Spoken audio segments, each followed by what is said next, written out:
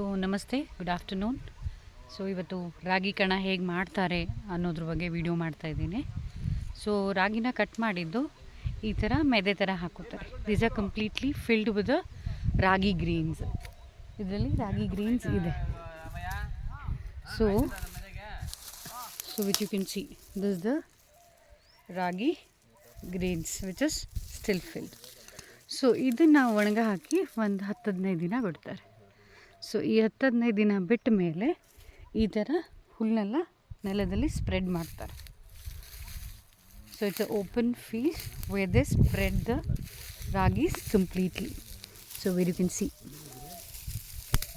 So these is the ragi.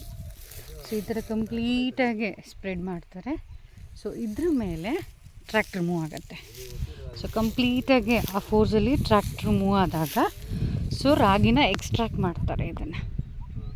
So thus a process for that also. So ragi ಕಾಣಿಸ್ತಾ ಇದೆ ಅನಿಸುತ್ತೆ ನಿಮಗೆಲ್ಲ. ಸೊ ಈ ಥರ ರಾಗಿ ಇದನ್ನು ಎಕ್ಸ್ಟ್ರಾಕ್ಟ್ ಮಾಡಿದ್ಮೇಲೆ ಸೊ ರಾಗಿನ ಸಪ್ರೇಟ್ ಮಾಡ್ಕೋತಾರೆ. ಇದು ಏನು ನೋಡ್ತಾ ಇದ್ದೀರಾ ನೀವು, this is completely husk. So you can see. So ಇದು ಹಸ್ಕ್. ಸೊ ಅಲ್ಲಿ ಹೀಪ್ ಏನಿದೆ ನೋಡ್ತಾ ಇದ್ದೀರಾ ನೀವು, ಅದು that is full of ragi. So ಇದು ಹಸ್ಕು, ಅದು ರಾಗಿ. ಸೊ ಹೀಗೇ ರಾಗಿ ಕಣ ಮಾಡೋದು. So keep watching for more videos and updates. Thank you.